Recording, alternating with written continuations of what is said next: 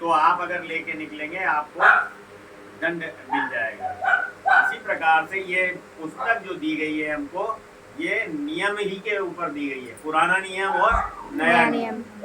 यानी ये नियम है हमारे पास जिसके द्वारा, जिन पर हम अमल करके हम उस अनंत जीवन को प्राप्त कर सकते हैं जो परमेश्वर ने हमारे सबके लिए छोड़ा, जिसके लिए प्रभु यीशु मसीह आए, कुर्बान हुए और अपना देश की लहू को बहाया। वो उसके लिए हमको ये एक नियम दिया गया, हमको इसकी जानकारी होना जरूरी है, तभी हम उस अनंत जीवन को प्राप्त कर सकते हैं। और परमेश्वर का धन्यवाद करते हैं कि उसी में से हम कुछ आज सीखेंगे। और जैसे हमारे ये अब उपवास प्रार्थनाओं के ये दिन चल रहे हैं, है ना, 40 दिन लगातार हम ईस्टर गुड फ्राइडे से लेकर गुड फ्राइडे तक हम ये 40 उपवास करते हैं और लोग उपवास में रहते हैं। हम घर घर में मीटिंग होती है और मिलना जुलना होता है, प्रार्थनाएं होती है, उपवास में रहते हैं। तो उपवास क्यों किया जाता है? क्यों किया जाता है उपवास? अच्छा, इन दिनों को बोलते क्या है? रोजे, लेंट डेज बोलते हैं। लेंट डेज को बोला जाता है। तो LENT लेंट डेज। तो लेंट का क्या मतलब होता है, किसको मालूम है?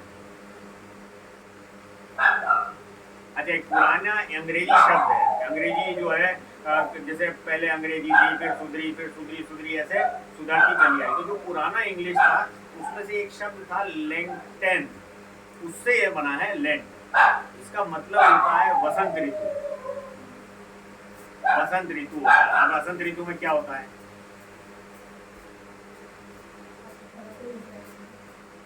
जी हाँ, वसंत ऋतु में जो होता है वो मौसम चेंज होता है ना। क्या चेंज होता है? मौसम चेंज होता है। किस तरीके से?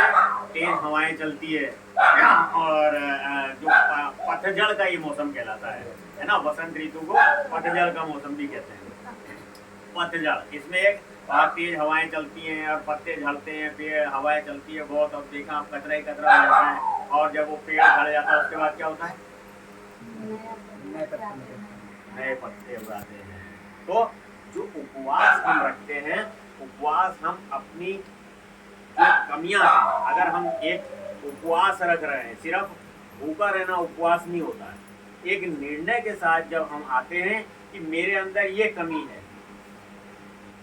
मेरे अंदर ये दोष है, मुझे क्रोध बहुत आता है, मैं जब उपवास प्रार्थनाओं में हूं तो मैं इस बात के लिए मांगूंगा परमेश्वर से कि ये जो मेरे अंदर ये जो कमी है, क्योंकि एक वचन है वो कहता है कि मनुष्य का क्रोध परमेश्वर के धर्म का निर्वाह नहीं कर सकता। इसलिए मुझे इस क्रोध पर काबू पाना है, क्योंकि ऐसा ना हो मैं क्रोध में जैसे अब तक दूसरों को बुरा भला बोलता रहा हूं, मेरे मुंह से गलत निकल जाता है, वो बातें निकल जाती है, दूसरे वाले को चोट लग जाती है, सामने वाले को। तो ये इस कमी पर मैं विजय पाना चाहता हूँ। इसलिए मैं उस उपवास में एक मकसद लेके चलता हूँ कि मुझे इस कमी पर अपने विजय पाना है, मुझे इस कमी पर अपने विजय पाना है। क्योंकि हर एक मनुष्य जो है वो अपनी कमी को जानता है ना। वचन बताता है कि मनुष्य का पाप उसकी दृष्टि में निरंतर बना रहता है। जो गलती मैंने करी है वो आज से बरसों पहले करी है, लेकिन वो मुझे याद है कि मैंने ऐसा करा था, और ये सबके साथ है ना। क्योंकि मैं झूठ बोल सकता हूँ लेकिन वचन झूठ नहीं बोलता है। वो कहता है कि मनुष्य का पाप उसकी दृष्टि में निरंतर बना रहता है। तो उपवास, अब मैं अगर उपवास रख रहा हूँ और मैं सुबह से शाम तक भूखा हूँ, कुछ खा पी नहीं रहा हूँ और 40 दिन हो गए और उसके बाद भी मेरा क्रोध वैसा का वैसा